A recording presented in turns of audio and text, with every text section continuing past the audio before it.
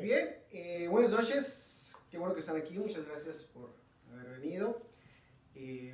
Vamos a estar en el libro de Jonás, capítulo 1, versículos del 1 al 17 el día de hoy.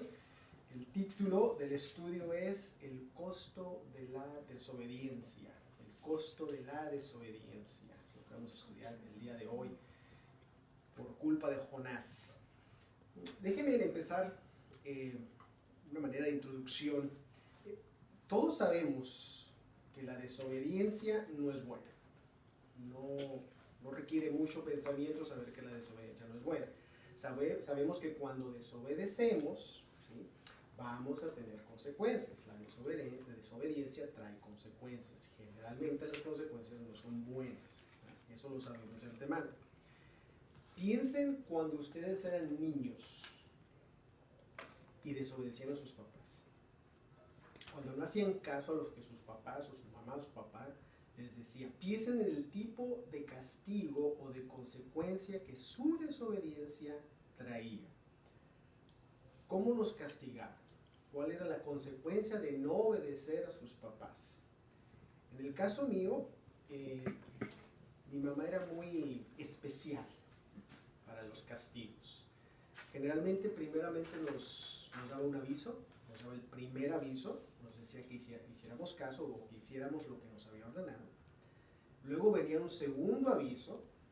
Ese segundo aviso generalmente venía con una voz más alta, una voz más alterada. Y luego venía el tercer aviso. Pero el tercer aviso ya no decía nada. El tercer aviso venía con un jalón de oreja o con un jalón de pelo. A veces venía con una chancla volando, o si la señora tenía la escoba en la mano, pues venía con un escobazo. Esa era la manera de mi mamá de hacernos hacer caso. Algunas veces más severas, porque estas no eran las consecuencias severas, esas eran como ya te dije que lo hagas y no lo has hecho.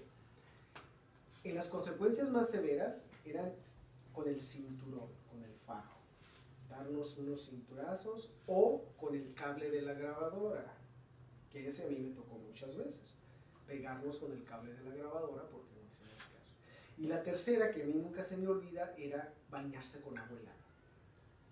Ahora, si ustedes han crecido en un lugar donde siempre han tenido agua calientita, pues no hay ningún problema.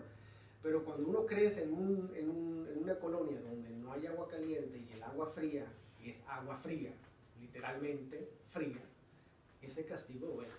Cuando hay que bañarse con agua fría, especialmente en la mañana. Pero ese era el tipo de castigos que recibíamos, por lo menos yo y mis hermanos crecían. Entonces piensen ustedes en esos castigos que recibían por desobedecer. Aquí el punto es que cuando desobedecemos vamos a recibir consecuencias. Estas consecuencias por lo general son para corregirnos. No son consecuencias porque nuestros papás no nos amen o no nos quieran, sino porque nos aman y nos quieren, nos tienen que corregir. Algo que decía mi mamá todo el tiempo era esto: te lo digo por tu propio bien, ¿no? Después de corregirte de una manera diferente. Pero me lo decía por mi propio bien. Y yo creo que en el caso de la historia que vamos a leer el día de hoy, es eso. Dios está diciendo, lo hago por tu propio bien. He ahí lo de las consecuencias de la desobediencia. Entonces, abran sus libros, sus Biblias, en el libro de Jonás, en el capítulo 1. Vamos a leer del versículo 1 al 17. ¿Okay? Y después vamos a regresar a releer algunos de los versículos, pero vamos a leer toda la historia completa. En esta historia lo que vemos es esto. Tenemos a Jonás, que es un profeta de Dios, que recibe una orden directa de Dios y que decide desobedecer a Dios. Decide hacer todo lo contrario a lo que Dios le había pedido que hiciera. Se revela a Dios. Pero también vemos el amor, la gracia y la misericordia de Dios hacia Jonás. Y eso lo vamos a ver hasta el final de la historia. Desobedece, hay consecuencias de su desobediencia, pero al final viene la segunda oportunidad para Jonás. Dios le da una segunda oportunidad. Jonás, lo trae de regreso al camino correcto. Muy bien. Entonces, vayamos al libro de Jonás, vamos a leer la historia. ¿Okay? Jonás capítulo 1, versículos del 1 al 17. Así dice. El Señor le dio el siguiente mensaje a Jonás, hijo de Amitai. Levántate y ve a la gran ciudad de Nínive. Pronuncia mi juicio contra ella, porque he visto lo perversa que es su gente. Entonces Jonás se levantó y se fue en dirección contraria para huir del Señor. Descendió al puerto de Jope, donde encontró un barco que partía para Tarsis. Pagó su pasaje, subió a bordo y se embarcó rumbo a Tarsis, con la esperanza de escapar del Señor. Vean ustedes cómo Jonás está tratando de huir y de escapar de Dios, ¿no? Después de recibir una orden de parte de él. Versículo 4. Ahora bien, el Señor mandó un poderoso viento sobre el mar, el cual desató una violenta tempestad que amenazaba con despedazar el barco. Temiendo por sus vidas, los desesperados marineros pedían ayuda a sus dioses con D pequeña, de chica, lanzaban la carga por la borda para aligerar el barco. Todo esto sucedía mientras Jonás dormía profundamente en la bodega del barco. En otras versiones dice que Jonás bajó a la parte baja del barco y dormía, se fue a dormir. Así que el capitán bajó a buscarlo. ¿Cómo puedes dormir en medio de esta situación?, le gritó, levántate, ora a tu Dios, quizá nos preste atención y nos perdone la vida. Entonces la tripulación echó suertes para ver quién había ofendido a los dioses y causado tan terrible tempestad. Cuando lo hicieron, la suerte señaló a Jonás como el culpable. Así que los marineros le reclamaron: ¿por qué nos ha venido esta tempestad, esta tormenta? ¿Quién eres? ¿En qué trabajas? ¿De qué país eres? ¿Cuál es tu nacionalidad? Soy hebreo, contestó Jonás, y temo al Señor, Dios del cielo, quien hizo el mar y la tierra. Los marineros se aterraron al escuchar esto, porque Jonás ya les había contado que había huido del Señor. ¡Ay! ¿Por qué lo hiciste?, gimieron. Como la tormenta seguía empeorando, le preguntaron: ¿qué debemos hacer contigo para detener esta tempestad? Échenme al mar, contestó Jonás, y volverá la calma. Yo sé que soy el único culpable de esta terrible tormenta. Versículo 13. Sin embargo, los marineros remaron con más fuerza para llevar el barco a tierra, pero la tempestad era tan violenta que no lo lograron. Entonces clamaron al Señor, Dios de Jonás. Oh Señor, le rogaron, no nos dejes morir por el pecado de este hombre, y no nos hagas responsables de su muerte. Oh Señor, has enviado esta tormenta sobre él, y solo tú sabes por qué. Versículo 15. Entonces los marineros tomaron a Jonás y lo lanzaron al mar embravecido, y al instante se detuvo la tempestad.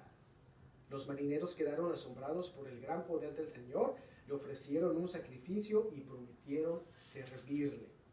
Y en el versículo 17, entre tanto el Señor había provisto de un gran pez, que un gran pez se tragara a Jonás, y Jonás estuvo dentro del pez durante 3 días y 3 noches.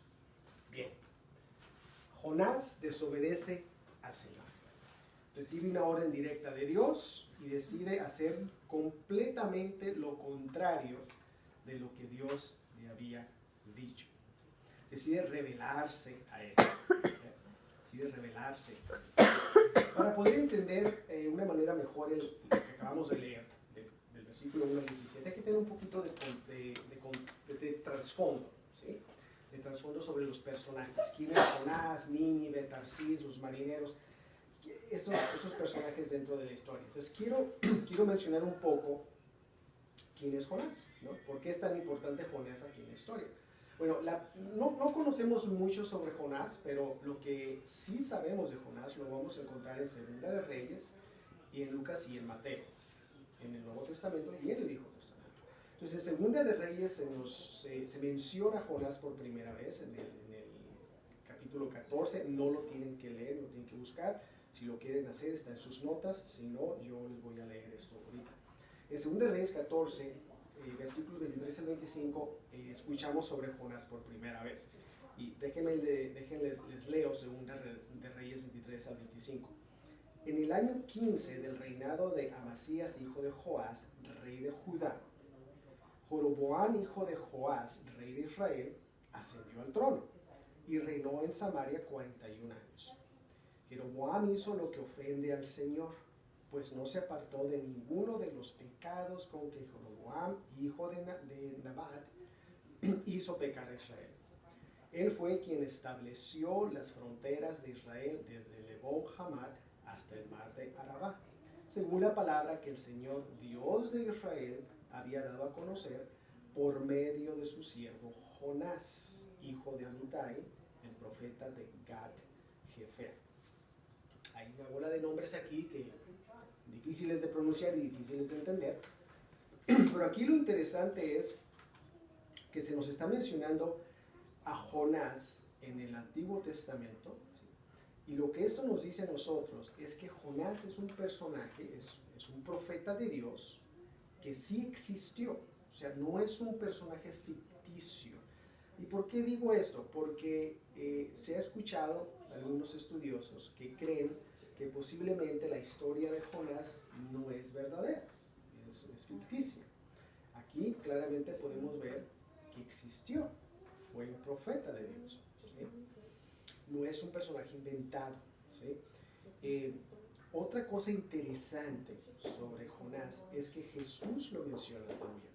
Lo menciona en Lucas y lo menciona otra vez en Mateo, en Lucas capítulo 11 y en Mateo capítulo 12. No lo tienen que leer tampoco el día de hoy, está en sus notas, léanlo en casa cuando estén en casa en su propio tiempo. Pero me gustaría leerles a ustedes, ¿sí? Me gustaría leerles a ustedes lo que Jesús dice sobre Jonás. ¿Por qué? Porque Jonás sale de Gat-Hefer, y Gat-Hefer es una área, es una zona de Galilea, a las afueras de Nazaret. Y esto es importante porque en el Nuevo Testamento, cuando Jesús andaba predicando, los fariseos, los estudiosos de la ley, cuestionaban la autoridad de su ministerio, de lo que él estaba haciendo, cuestionaban la autenticidad de su ministerio. Ellos decían que nunca había salido un profeta de Galilea, ¿no? Entonces lo cuestionaban a él, y Jesús lo menciona a Jonás tanto en Lucas como en Mateo. Vamos a leer Lucas capítulo 11 del 29 al 30, se los voy a leer yo a ustedes. Como crecía la multitud, Jesús se puso a decirles: esta es una generación malvada, pide una señal milagrosa, pero no se le dará más señal que la de Jonás. Eso es en el 29. En el 30 dice: así como Jonás fue una señal para los habitantes de Nínive, también lo será el Hijo del Hombre para esta generación. Entonces, y en Mateo menciona algo muy similar. Entonces, ¿por qué es esto interesante? Porque si los fariseos cuestionaban a Jesús, le cuestionaban su ministerio, y Jesús les responde con la historia de un personaje, ¿no? Que está en el Antiguo Testamento como Jonás, quiere decir que Jonás existió. De lo contrario, Jesús no lo hubiese usado. Entonces, si Jesús lo utilizó para decirles, así como Jonás estuvo 3 días y 3 noches en el estómago del pez, de la ballena, como lo conocemos hoy en día, si él lo usó, quiere decir que es verdad. Porque si vamos a creer lo que Jesús dice, entonces eso que dijo Jesús es verdad, no es mentira. Entonces Jonás no es un personaje ficticio, es un personaje real que existió, profeta de Dios, que llevaba un mandato directo de él, ¿sí? Que ahora vayamos a Nínive. ¿Qué es Nínive? Esta ciudad de Nínive. Bueno, en el versículo 2 nos dice que es una gran ciudad, y lo era una gran ciudad, era parte del imperio asirio, y el imperio asirio era el imperio más poderoso en ese momento. Por lo tanto, Nínive era una de las ciudades más grandes y más poderosas de ese momento. Y si bien Nínive era una ciudad poderosa, también era una ciudad con muchos problemas. Era una ciudad que había pecado, que seguía pecando y que había hecho lo malo delante de Dios. Por lo tanto, Dios mandó juicio hacia Nínive y utiliza a Jonás para ir y proclamar ese juicio que tiene hacia Nínive. Entonces, por eso Nínive es importante. Una gran ciudad, pero una ciudad con muchos problemas, con pecado, y Dios está a punto de llevar juicio a la ciudad de Nínive. Y Tarsis, la ciudad de Tarsis, se menciona aquí. Esa ciudad, la importancia en el relato es que Jonás decide irse totalmente al lado opuesto de donde Dios lo había mandado. Y esa es la ciudad de Tarsis. Tarsis está totalmente hacia el otro lado de donde Dios le había mandado que fuera. Él le dice que vaya al oeste y Jonás se va al este. Imagínense ustedes que Dios les dice, vete a San Francisco y quiero que proclames mi palabra en San Francisco. Y ustedes se suben a un bote y en vez de irse a San Francisco, le dan la vuelta al mundo y se van a la China. Es lo que él hizo, totalmente hacia otro lado. Estamos hablando de 2.400 millas más o menos de diferencia de donde él estaba a donde tenía que ir, que era Nínive, a donde quería ir, que era la ciudad de Tarsis. Una ciudad totalmente alejada, de un punto A a un punto B. Los marineros. ¿Por qué los marineros son importantes aquí? Bueno, número uno, los marineros eran experimentados, no eran marineros que estaban pescando por un solo día. Eso era lo que ellos hacían, era su vida, era su trabajo, era su oficio. Ya habían pasado por tempestades, no era la primera tempestad que ellos tenían que pasar, la primera tormenta que pasaban. Entonces los marineros son experimentados, son posiblemente de origen fenicio. Lo que quiere decir esto, que estos marineros eran idólatras, tenían más de un dios, entonces creían en diferentes dioses. Y la otra cosa es que eran supersticiosos, ¿no? Eran marineros supersticiosos, que lo vamos a ver en el relato una vez más cuando volvamos a leer partes del capítulo 1, donde juega el papel que juega la superstición de estos marineros en la historia de Jonás. ¿Okay? Bien, entonces les había mencionado que nuestros padres nos castigaban o nos castigan, nos reprenden cuando desobedecemos, cuando no hacemos lo que ellos dicen, y lo hacen con un propósito. Y el propósito de nuestros padres al corregirnos es que volvamos al camino. Nos corrigen porque quieren que hagamos lo que ellos nos dicen que tenemos que hacer. Quieren que obedezcamos, quieren que les hagamos caso. Ustedes lo hicieron, yo lo he hecho, yo lo sigo haciendo. Si no, piensen en sus hijos. Cuando sus hijos no les hacen caso a ustedes, ¿los corrigen o no los corrigen? Y cuando los corrigen, ¿por qué los corrigen? ¿Cuál es el propósito de la corrección? Es que ellos entiendan que tienen que hacer caso a lo que ustedes dicen. En el caso de Jonás es exactamente lo que Dios está haciendo. Dios le dice, vete a Nínive. Él dice, no, me voy a ir a Tarsis. Dios dice, no, yo te dije que te fueras a Nínive. Voy a hacer algo para parar tu recorrido y traerte de regreso para que hagas lo que yo ya te dije. Lo está corrigiendo. Y obviamente la desobediencia de Jonás trae consecuencias. ¿Sí? Trae consecuencias no solamente para él, pero trae consecuencias para las personas alrededor de él. Pero al final vamos a ver cómo la gracia y el amor y la misericordia de Dios es mucho más grande que la rebeldía de Jonás. ¿Okay?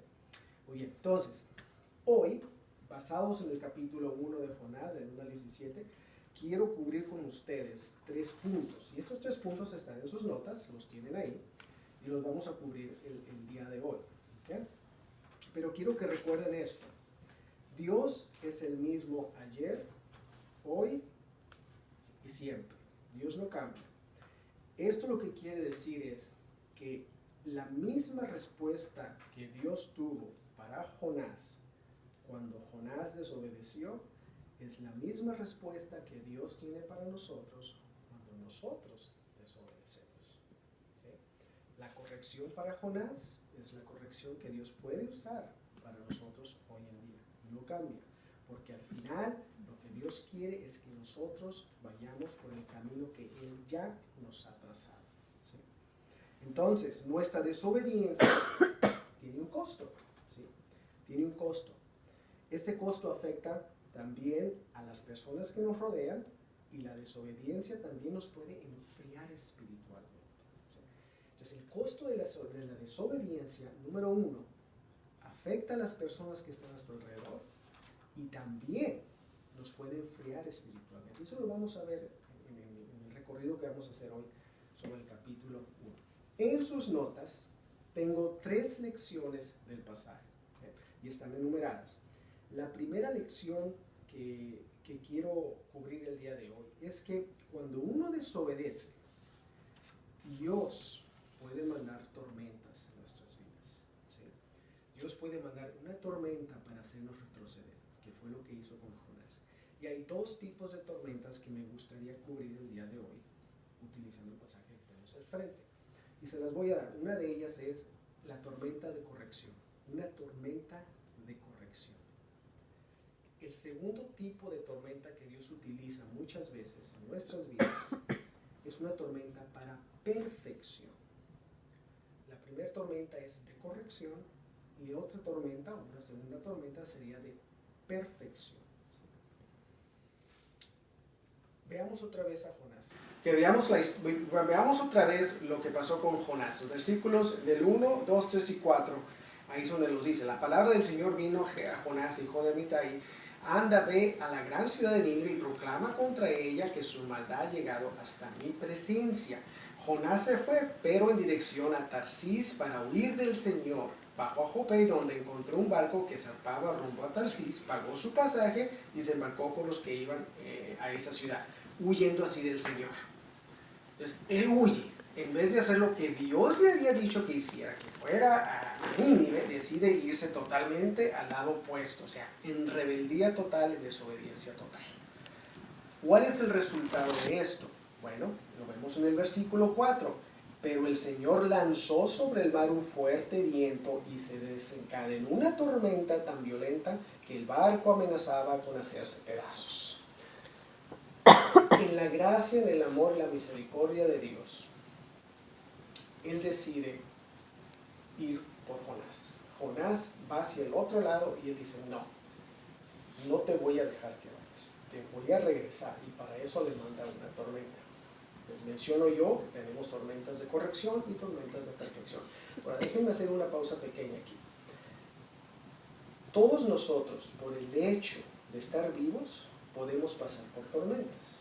Todos nosotros, por el hecho de ser seguidores de Jesucristo, podemos pasar por tormentas. En el caso de Jonás, él está pasando por una tormenta de corrección por su desobediencia, su rebeldía.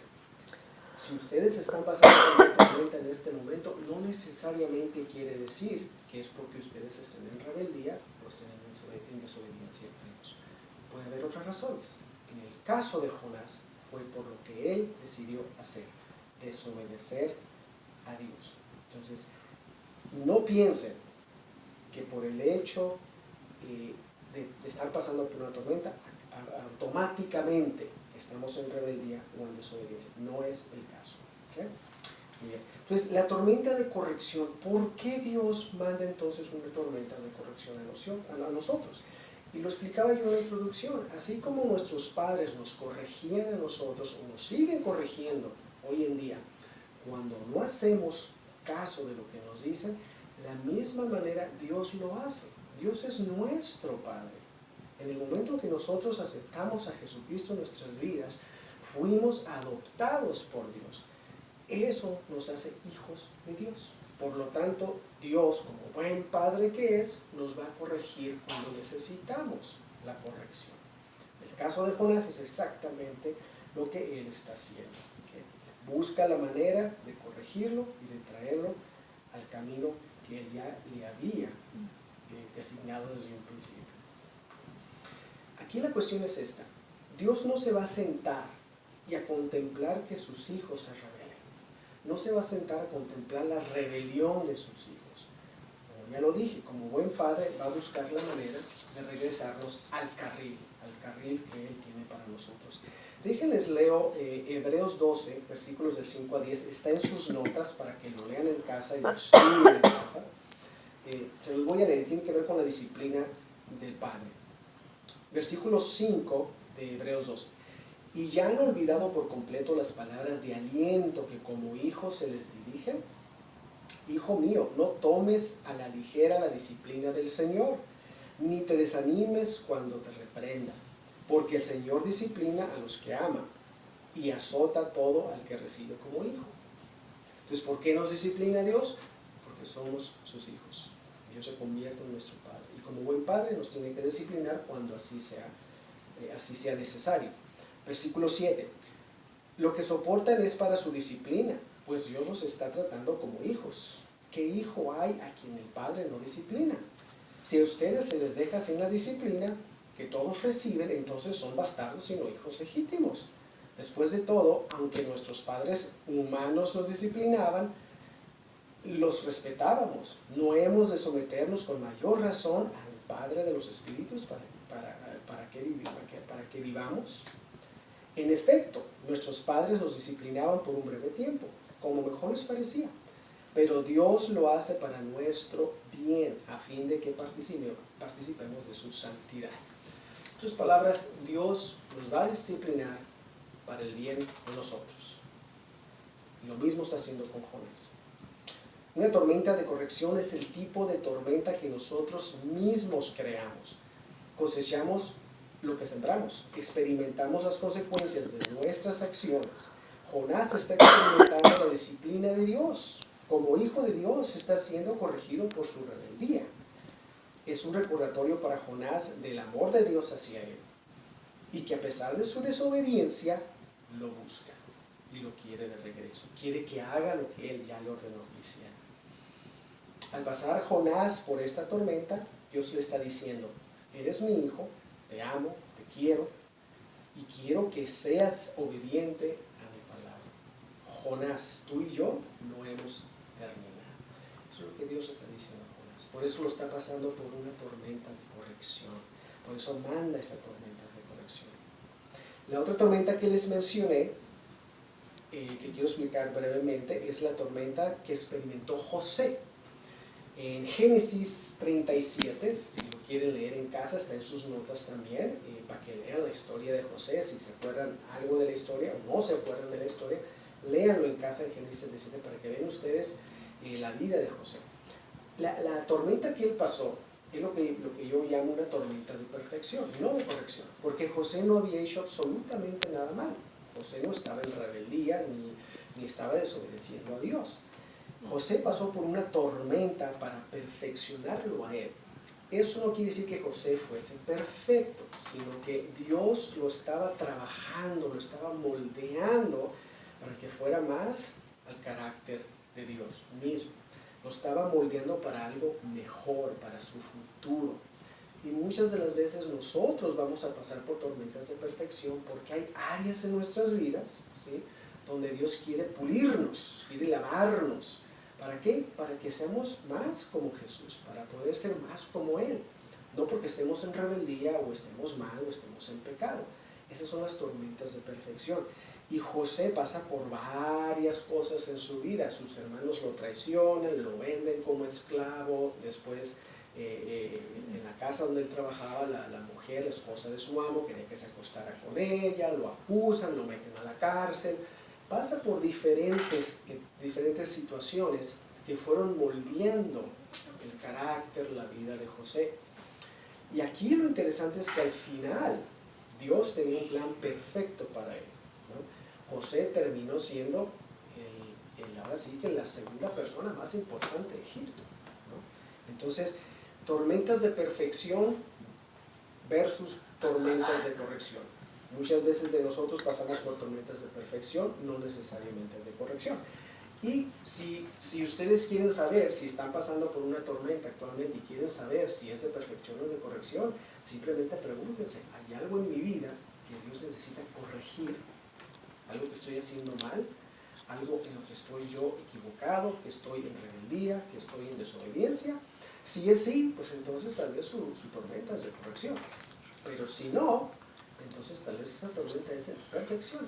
En alguna área en mi vida que Dios está tratando de cambiar, está tratando de pulir, sacar el brillo en esa área para ser más como Él.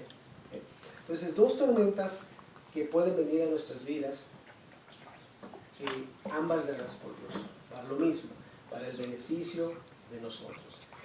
El segundo punto que yo quiero tocar en este capítulo 1 es el punto número 2 en sus notas, y eso tiene que ver con mi desobediencia. Mi desobediencia no solamente me va a afectar a mí, pero también va a afectar a las personas a mi alrededor.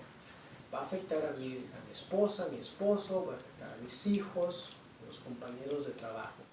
Mi desobediencia no solo trae consecuencias para mi vida, para mi persona, pero trae consecuencias para la gente cercana a mí, porque ellos van a ser afectados de lo que me afecta a mí. Y si vamos una vez más al capítulo 1, vamos a ver en los versículos del 8 al 10 qué es lo que pasa con los marineros, ¿sí?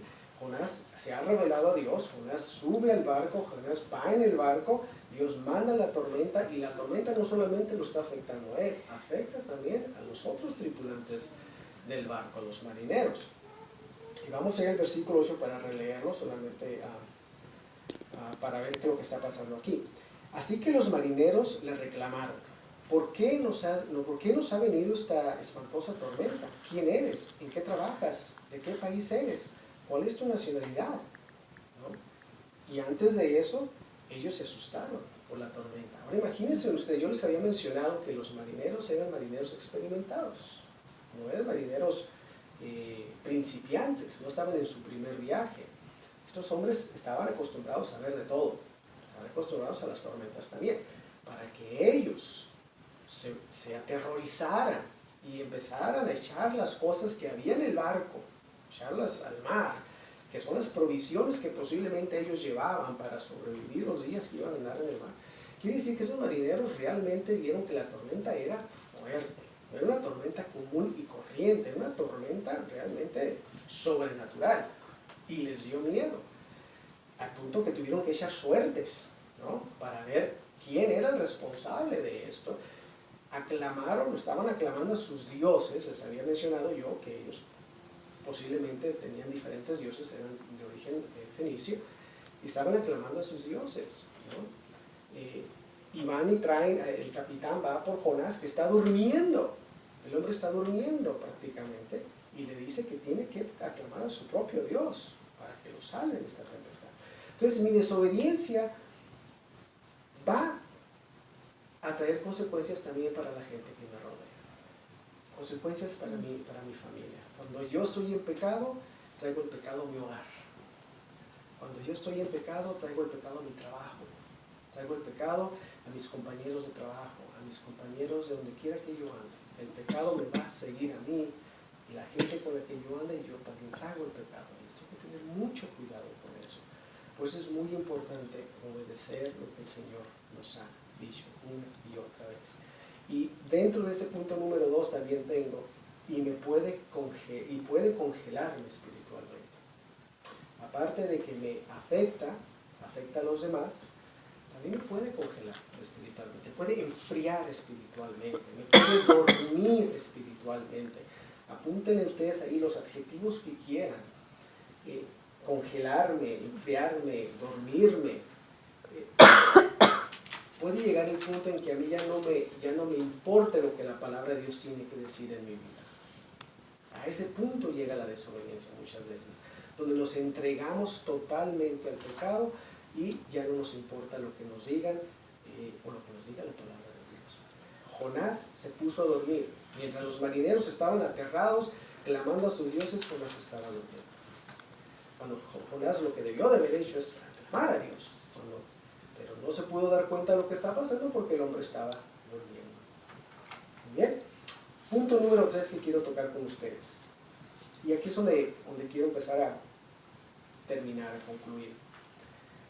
Si bien la desobediencia trae consecuencias generalmente negativas, y esa desobediencia me afecta, y afecta a los que están a mi lado, afecta a los demás, y puede incluso apagar mi vida espiritual, congelarme espiritualmente a punto de que ya no me interesen las cosas de Dios.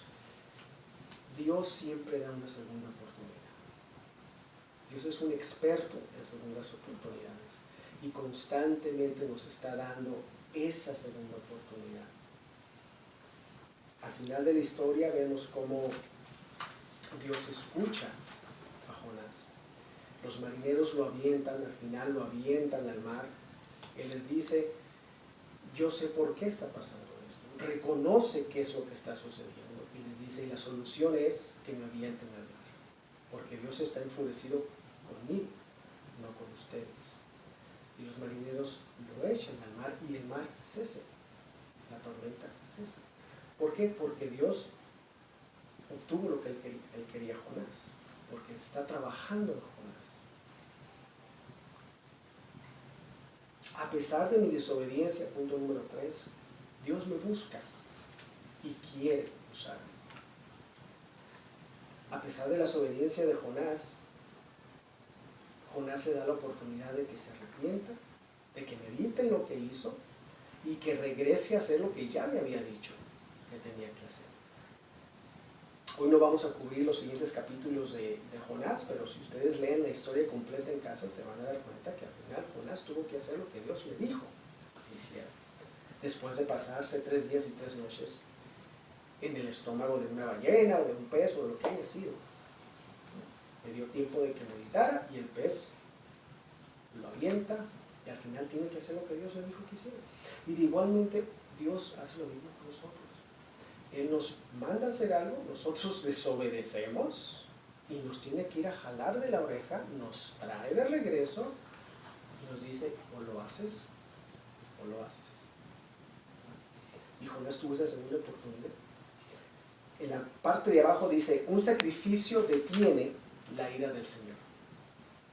Así como Jesucristo tuvo que sacrificarse para detener la ira que el Señor tenía sobre el mundo, para podernos comprar y redimirnos y darnos vida eterna,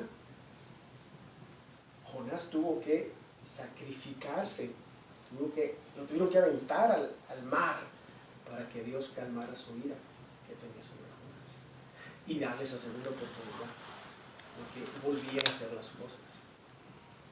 El sacrificio que nosotros podemos hacer el día de hoy y que lo debemos de hacer todos los días es la obediencia. Es el sacrificio más grande que le podemos dar a Dios. Obedecerlo. Obedecer sus mandatos, obedecer sus principios, sus mandamientos, seguir sus pasos. Y si el día de hoy quiero dejarlos con algo, es exactamente eso. Que todos los días, cuando ustedes se levanten, hagan ese sacrificio de obedecer a Dios, de ser cada día más como Jesucristo, de tener cada día más el carácter de Jesucristo y renunciar a esas cosas que nos alejan de la presencia de Dios.